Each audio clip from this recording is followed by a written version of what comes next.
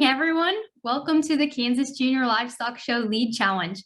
My name is Brityne Grother and I serve on the Lead Challenge competition planning team. So I'd like to welcome you all here tonight. Thank you for taking time out of your evening to watch our session. Before we get started, I just have a couple small housekeeping items to go over with you all.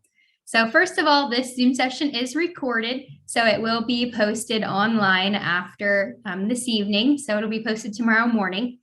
So if you would like to ask a question later on, you're welcome to unmute yourself, or you can type that question in the chat, just so you know that. And you can submit questions through the chat at any point, and we'll make sure they get answered at the end.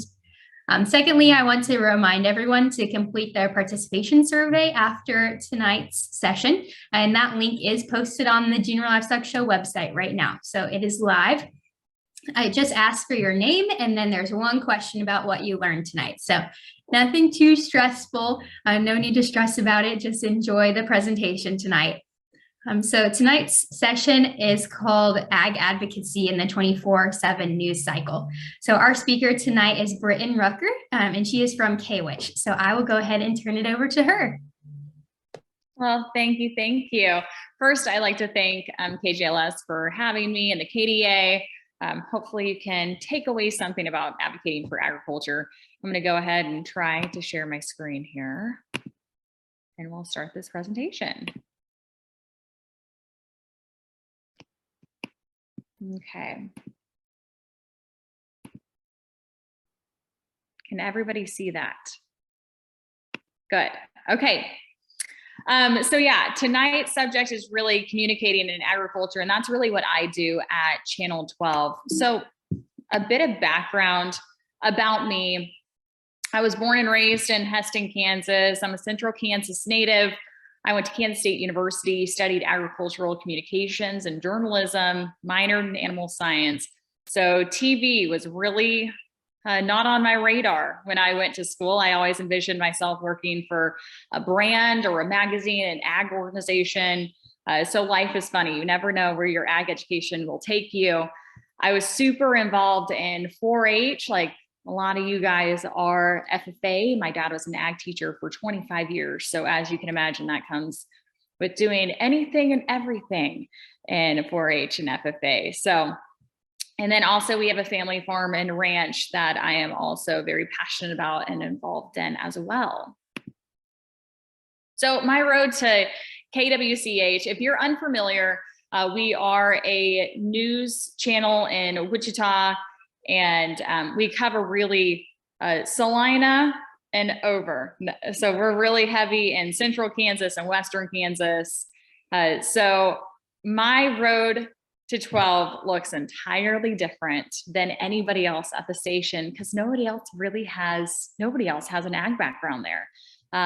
So I started out my career at K-State working for the K-State Ag Radio Network on Agriculture Today. That's really where I got my feet wet in ag broadcasting, is in radio and doing the nitty-gritty interviews with the professionals. Then I really wanted to dive into a more hands-on experience in the industry. I really wanted to get diverse in an industry that I thought I knew, but I wanted to learn every aspect. So I was an intern at Mid-Kansas Cooperative, and I really got to, I was in their communications department. I was their intern, and my project for the summer was going around and shooting videos of day in the life. So I got to see a bunch of different aspects I would have never got to see before, to a spray rig operator, to a strategic account manager. Sorry, there's a fly in here if you see that. So really different avenues in the ag industry. And then after graduation, I went and worked for Farming Unlimited. It's a TV broadcasting company up in Topeka, actually. And I host and produce the show Agriculture, et cetera, Ag, et cetera. And then that's really what brought me to Channel 12. Channel 12 saw my program air on Ag, et cetera, and they knew they wanted to serve our ag audience, because a lot of time in mainstream media, ag is forgotten, right? We don't talk about it. You don't see it on your normal everyday news. So they knew they wanted to serve especially our Western Kansas audience, but I opened their eyes to really it's needed across the state. So that's what brought me to Channel 12, to create a show focused on agriculture and serving that audience. And during my time there, I got bumped up to morning anchor. So what is a day in the life of a morning anchor? That is my everyday job. That's my Monday through Friday. Really, really early alarm clock if you are interested in becoming a morning news anchor. It is a 7, it is not been my bedtime. So I get up at 2:30 every single morning, Monday through Friday. I'm at work by 3 a.m., writing, producing, really making sure our scripts are ready to go. Really where I come in and my specialty is when we are covering those ag stories, that's my bread and butter. So I go through and make sure all of our terminology is correct. So for instance, you don't side dress wheat, right? You top dress wheat. Making sure all of our terminology is correct, and make sure that producers realize that we are catering to them and making sure that our information is accurate across the board. Hair and makeup, it's a thing in TV, done by 4:30, on air at 5 a.m. Lots of caffeine, lots of coffee, lots of Red Bull. And then we're on air back to back for 5.5 hours straight. That is a long stretch of news right there. And then we get off at 10 a.m.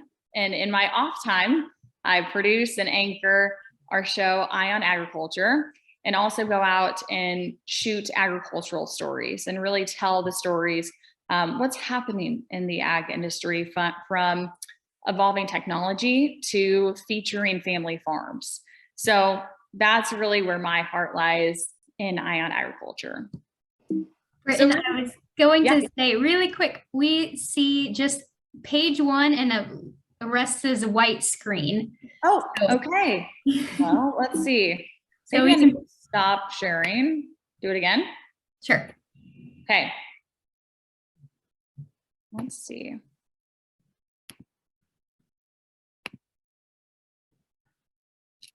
See anything different? It's just a white screen right now. Oh, darn it. Okay. Don't you love technology?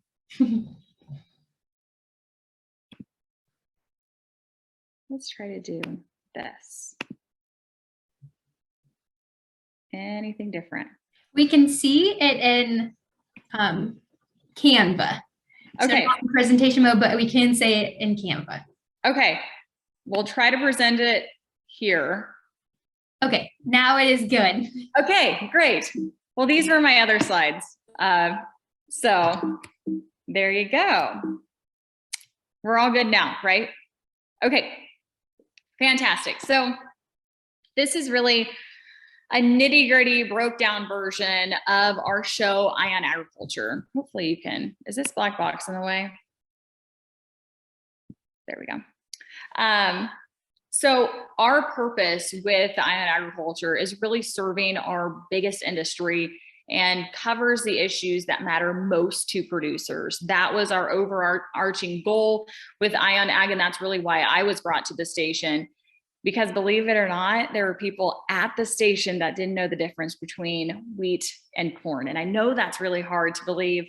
If you're from an ag background and grew up in it, it's shocking, but it's definitely there. And it's in the largest industry in Kansas that Kansas has. So we really have to educate. So how we do Eye on Agriculture in our execution is we first cover the top ag headlines. We talk about what's happening. We talk about the drought, floods, anything that is relevant to producers. We talk about really the first thing in the show.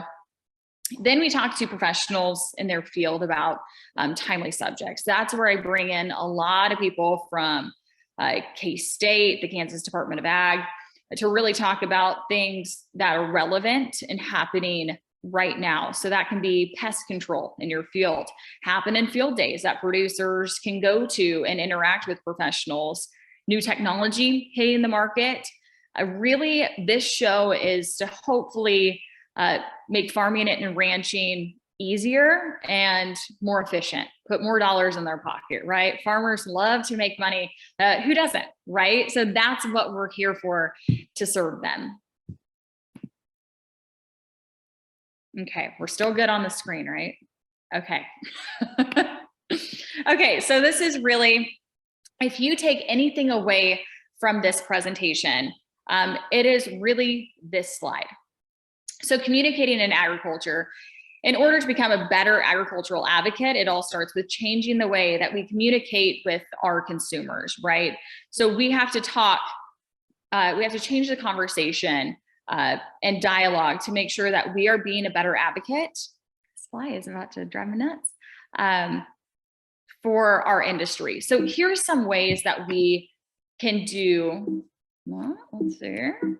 We can do just that. So this is 4 ways to effectively communicate agriculture, just really, really quick.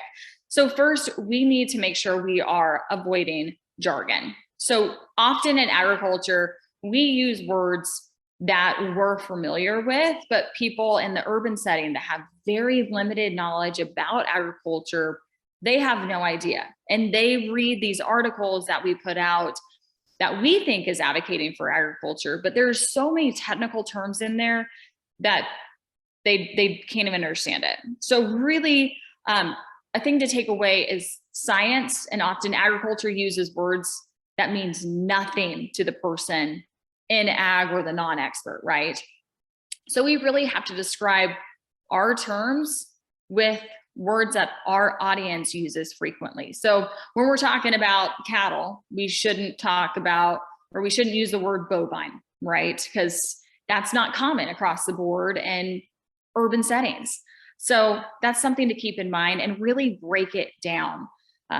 Talking to people in our newsroom that have no idea, they ask questions that you think are really, really simple and that everybody should know, but just opening that door to have a conversation, and it really makes you take a step back of, people don't know this, so let's start from ground zero and we'll work up, and really taking an approach of, these people are not educated, they're just not exposed to our industry. And it's really intimidating coming into an industry that is so big and that uses all this jargon and technical terminology to come in and say, I don't know this. So really having that open communication.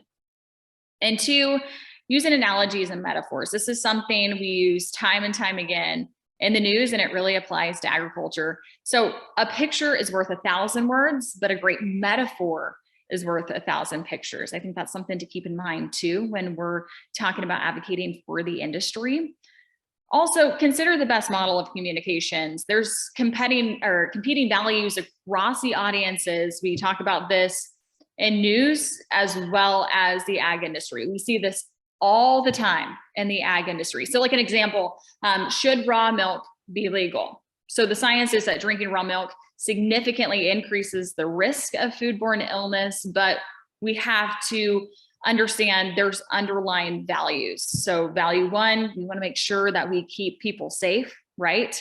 But we also have to understand that people want the freedom of choice. So really just being a vessel of knowledge and not trying to push people one way or another.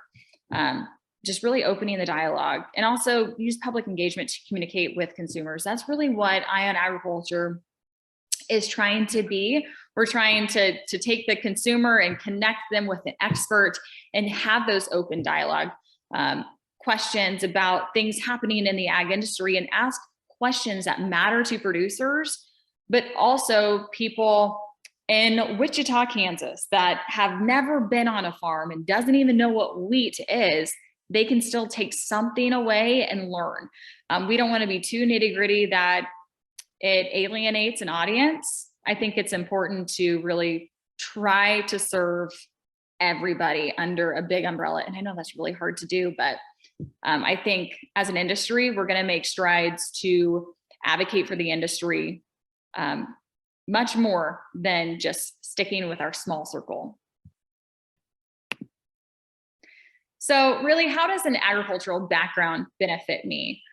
I use all of those four steps in my everyday news as I do to ag news. So you can take every single thing, those big four things, and apply them to what I do every single day in a normal news cycle. Also, if you're planning on working in Kansas and really anywhere, usually agriculture is the leading industry in the state, and that is especially the case here in Kansas. So really having the background and knowledge leads our coverage by far of any news station, and really employers will see that as a big benefit in hiring you.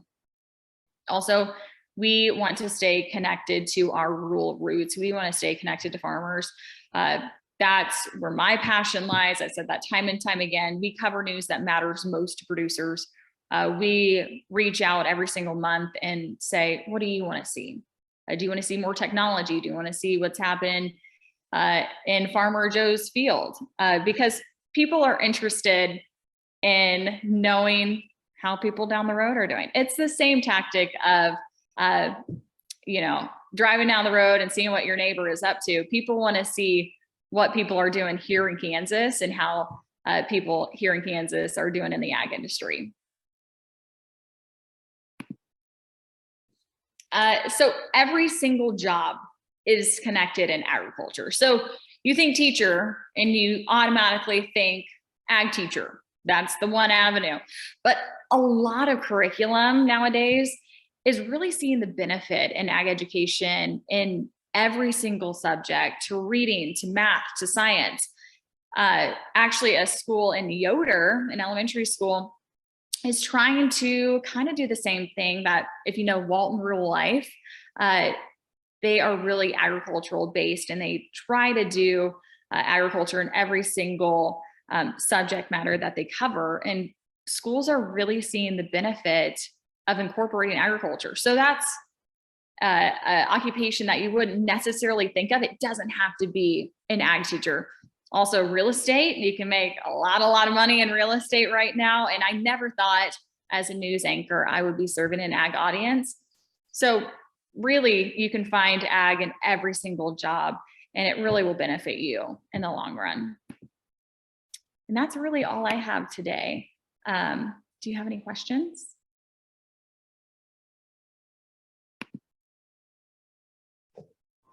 You guys can unmute to ask your questions. You can put them in the chat and we can read them out loud, whatever you're comfortable with.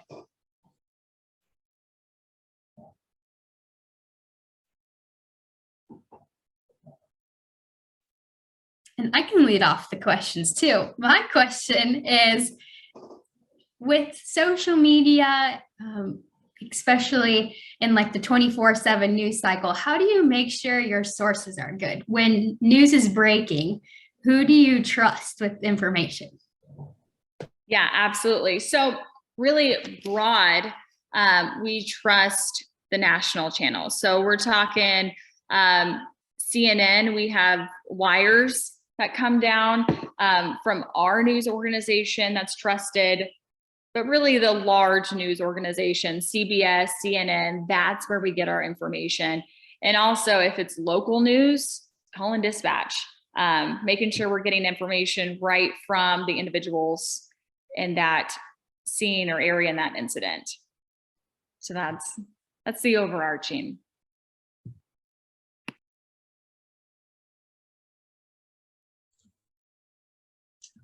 I've got one.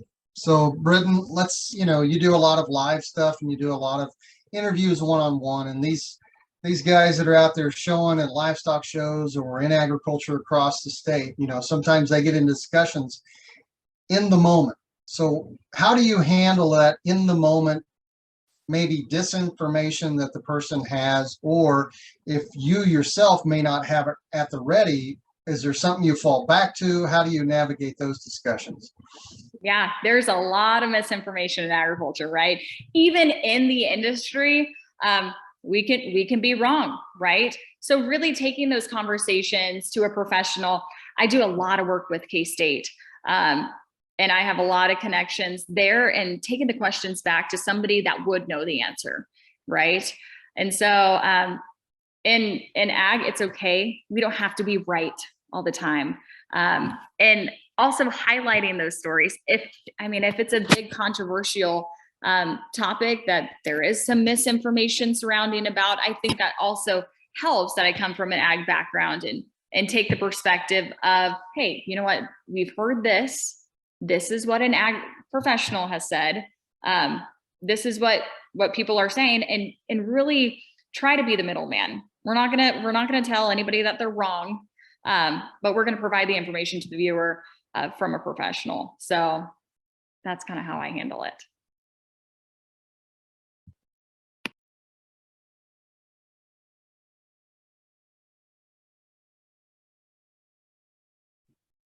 I think it's all about, also, I'll add, how we communicate as well.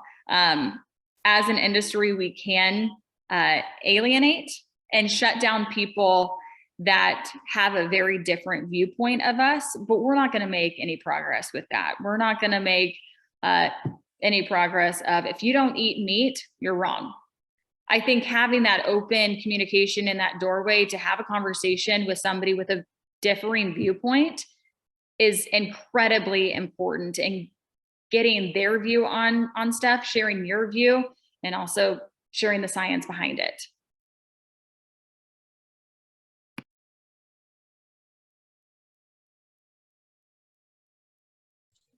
I've got one more since nobody else is speaking up, but kind of a softball question.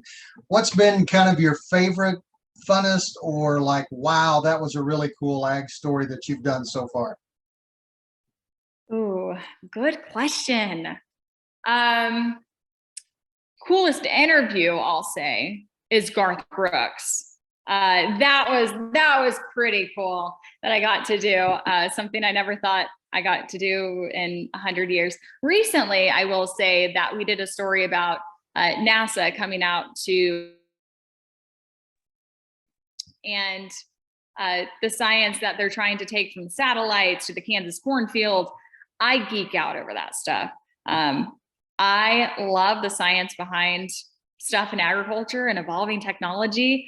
That's really where I hit my sweet spot. But I also love telling those family farm stories. That has a special place in my heart too. So we do a lot of those. We do a lot of both.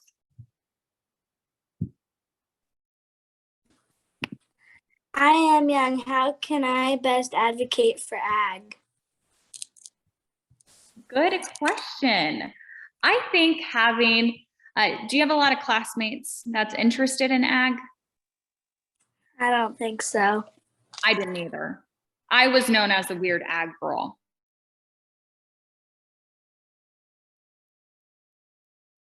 Cows and sheep. And you know what? Keep talking about it, because if you're interested, another little girl or boy would be interested in it too. So keep being the weird ag girl, and you'll do just fine. Thank you. Uh-huh.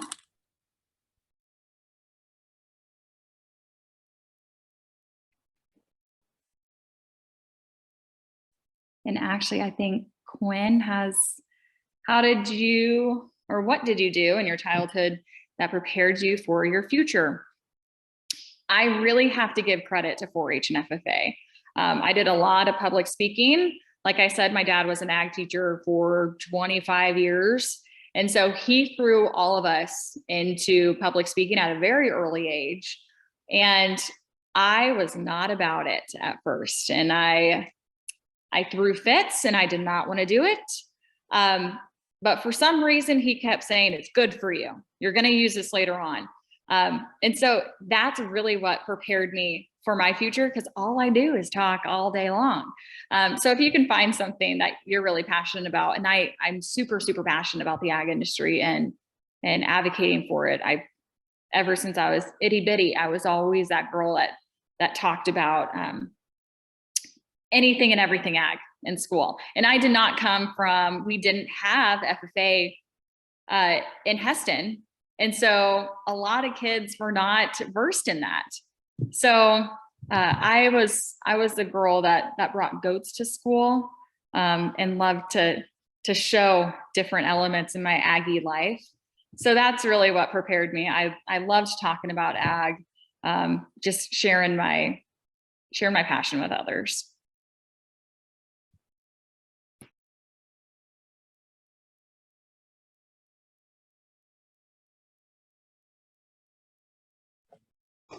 Okay, guys, are there any last lingering questions that you have for Brityne?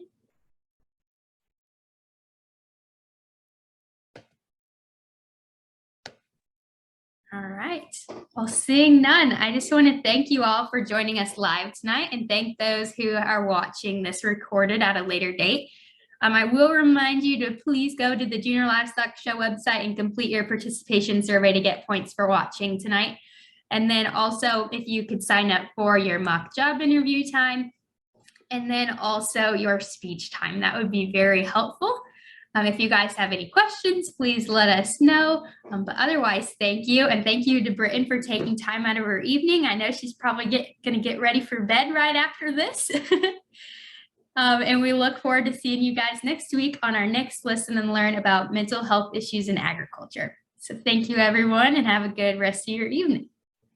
Thank you, guys. And if you have any questions, feel free to reach out to me. I'm always happy to answer anything you might have. Thank you all. Have a good night.